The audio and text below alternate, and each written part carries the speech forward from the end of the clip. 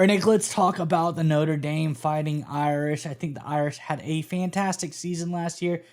You could say it's disappointing about how it ended, but still, you made it all the way to the big show. You Yeah. lose, but you got to be proud of how they were able to do that. And I think as we see this team go forward, everything that's going on, there's a lot to like, but I think there's one key weakness last year that the Fighting Irish had, and I think we're starting to see Notre Dame has course corrected, and this team is getting better, getting back to basics as far as this one key weakness. I think you're going to love this one. So stay tuned for that. But before we get to that, I'm Andrew. That's Nick. And this is Saturday Morning Inspection.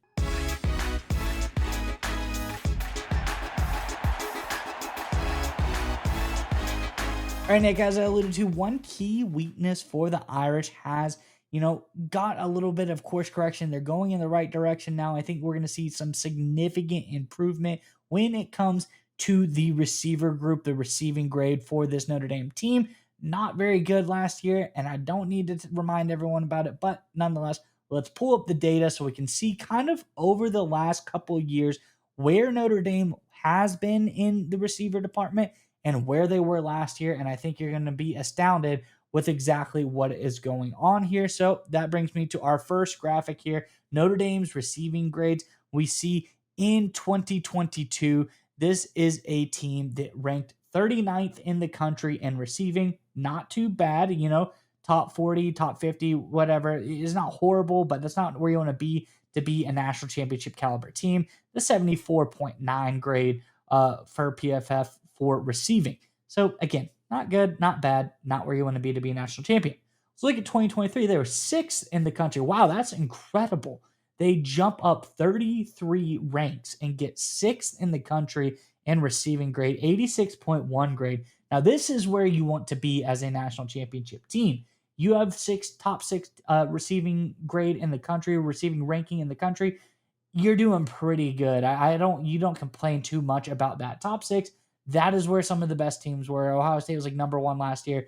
This is where the great teams go, and you can see receiving grade does really great stuff. But we go on to the year that coincidentally actually made it to the national championship. What did they do there? They must have gotten better. We've seen a huge jump, 33 points from 2022 to 2023. And in fact, they were worse than they ever have been. They were 60th in the country in receiving ranking. They had a 69.6 PFF receiving grade. They dropped pretty much 20 points, and they dropped over 54 rankings last year. They were horrible at receiving, not where you want to be. But the good news is, with how bad they were, this is a team that was able to make it all the way to the big show still. So there is some solace. You can think about that and rest that. But I think the key here is where Notre Dame failed was what people need to know in recruiting. Just because you recruit someone this year does not mean they're immediately going to help you this year. There's a lag in recruiting. What you did the year before is really going to be what's going to help you the year after. So your recruits from 2023 will be a big help in 2024 when they get some time under their belt. They're not freshmen, rookies anymore. Get these guys in there and they can start playing, start contributing.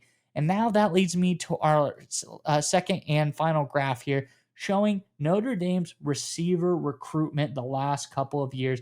We can see in 2022, not too great. It shows they had three receivers that they recruited in 2022. Not something I'm going to get too excited about. Don't love it. And we see the corresponding rankings that we already went over. They're 39th in the country there. Then we see in 2023, again, four receivers, a little bit better, but still nothing to write home about. And we see this now, the lag, the fall behind of poor receiver recruiting in 2022, poor receiver recruiting in 2023. That shows in their grade in 2024. Although there was a spike in receiver recruitment in 2024, like I said, it's not necessarily going to help them in 2024. It's going to help them in 2025. So we see in 2024, they're able to go out and raise that number. 6 receivers gotten in 2024. Again, 2025 already 6 receivers brought in 2025. In 2026 already, we're not even talking transfers or anything like that. They already have 5 receivers in the 2026 recruiting class, the most they've had in quite a long time now. And as you can see, it has been a significant effort by the Fighting Irish to bring in more receivers to this class, get more depth, get more quality in here. And I think it's really going to help going forward. As I said, in 2024, they were good enough to make it to the national championship grade with abysmal receiving grades, abysmal receiving rankings. We see the lag. We see what happened then 2023 and 2022 when they weren't focusing on the position. They started to focus in 2024. Too little, too late. We're going to see that roll over to 2025, but they've kept it up in 2025, and we're already starting to see they keep it up in 2026. So I think the future is very bright for this Fighting Irish team at the receiver position going forward. I'll be really excited to see what they are doing this year. Curious what your thoughts are on this one, Nick. But before we get to you, Fighting Irish fans, in the comment section below, we're talking receivers. We're talking Notre Dame. They've sent a lot of guys to the NFL in the last couple of years. A lot of good receivers have come out of here. But again, let us know in the comment section below, who's your favorite Notre Dame receiver that's in the NFL right now? Maybe it's a team you like that has a guy on it. Maybe just a player that you like. But let me know, who's your favorite Notre Dame receiver in the NFL right now in the comment section below. But nonetheless, Nick, what are your thoughts on everything here for the Fighting Irish? So I think it's one of those things when you look at Notre Dame's situation at the quarterback position, you can understand why for a few years there they had a few issues with recruiting wide receivers because it's one of those things when you rely on transfer quarterbacks, which obviously Notre Dame has for the past couple of years. This season, we'll see what shakes out. Of course, looks like it's going to be different there, but we'll have to wait and see, of course.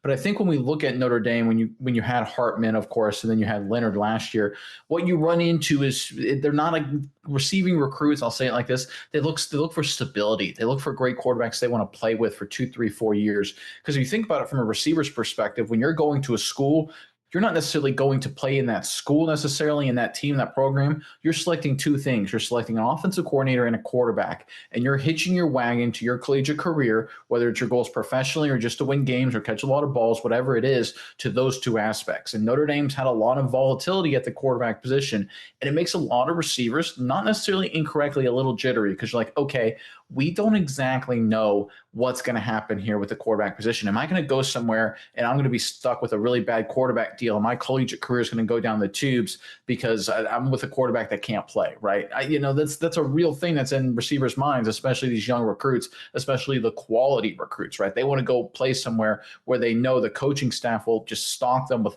long-term experienced quarterbacks that know that offense and know the environment, right? A receiver's best friend, if you're a young receiver, is to go somewhere where you have a veteran quarterback who knows the playbook by the back of his hand and can go out and execute and just get you the ball and you can just do fun stuff, right? That's what happened, honestly. Jeremiah Smith at Ohio State's a great example, right? That's a culture at Ohio State. Ryan Day, they've been running that same offense for a long time. When you have that environment, it encourages wide receivers to go there. Now, when you look at Notre Dame and the sort of volatility they had at the quarterback position, like I said, you can see why receivers were a little hesitant. But despite that, here's where it gets interesting: is that just by reallocating resources and orienting to solve that problem, they improve the recruiting at that position. And I think that's what makes this move by Marcus Freeman, and what he does is absolutely incredible, is that he's able to overcome so many hurdles that other programs in similar situations just can't, right? Or they have to throw buku dollars at it in an attempt to, right? Because there's no such thing as a perfect program. There's no such thing as a perfect team. Every team's got a weakness. Every team's got a flaw, something they got to improve on, something they need to get better at. And a lot of teams, what they end up doing, even the really good teams, they just throw their hands up and say, hey, listen, we're not good at recruiting kickers. We're not good at developing guards or whatever it may be. And they just say, we'll be good at everything else. We're really good at that. We'll just punt on that. And look, if that ends up killing us this season, that ends up killing us, and so be it. What Marcus Freeman has done, and I give him a lot of credit because it's not easy, is he's systematically, methodically, whatever you want to use, whatever word you want to use, gone through each season, identified weaknesses, and he's done this over the course of multiple years and solved each of those problems and allocated very limited resources in comparison to other programs in terms of NIL dollars and things like that. And actually, Notre Dame, I mean, you can make an argument they lost resources when a guy like Chad Bowen left, of course, but still they've done a great job in the recruiting department, solving very detailed, position-focused, specific problems, going out and getting the talent they need in the building to get better at those areas. So I think a lot of credit has to be given to Marcus Freeman here. He doesn't get the headlines, he doesn't get the buzz, he doesn't get the media attention, but he just does a phenomenal job year in and year out, like a good manager, like a good executive, like a guy running, the best CEO you can think running a big business. With all the problems and issues a big business has, Freeman has the ability to disassociate, identify the key issues, and then go out and methodically solve them by allocating the appropriate resources, right? He's not taking it on himself. He's not, I'm sure he's involved in the recruiting process, but he's not like, okay, I'm going to be the guy that recruits this manually myself and I'm going to get it done. He hires the right people, puts them in the right positions, opens up opportunities for them, removes roadblocks, supports them, gives them additional resources, and lets them solve the problem. And the results speak for themselves. When that happens, you get a very solid developmental program. We've seen that, of course, with the injuries they were able to overcome during the postseason run last year. And you see them solve problems over time, like we were seeing with the data you showed with the wide receiver position, improving with the recruitings in that area. I think going forward, this Notre Dame team, while they don't have all the flash, and it's weird to say that because it is Notre Dame, as a lot of the other blue bloods, as a lot of the other top contenders, we are looking at by design now, 100% by design, the most balanced, the most well-balanced program in the entire country. Yeah, Nick, and I think when you look at what they've done in recruiting, and we'll start, like I said, there's a little bit of a lag. So you see what they were able to do last year in 2024 and who they're able to bring in and how it's kind of helped steamroll that. And this, isn't necessarily the end all be all, or it isn't the thing that really, makes someone 100% going to be good. But you see the pedigree of the players they've been bringing in the last couple years at the receiver position. It's very interesting, some high pedigree guys. They're all, good receivers as well. They're 4-star guys, high 90 grades. But you look at, first off, you got 2024 Micah Gilbert, a relative of Darrelle Revis. Bring him into the fold. Darrelle Revis, not a receiver. He had great hands, was able to get some interceptions, but high pedigree, big time football guy, is able to, be around people who were great at the game and knew exactly what they're doing.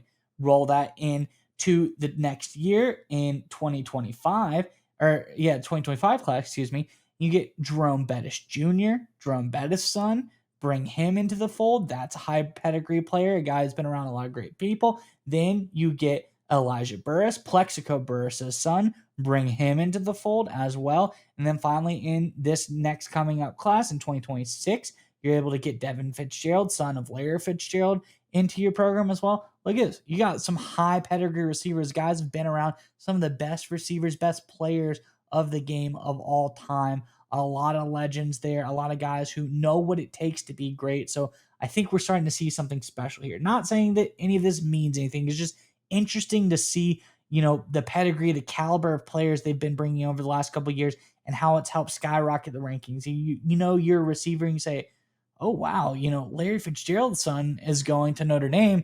Maybe he's going to be around. Maybe he's helping out, maybe doing something, or maybe his son knows some things he can pass on to me.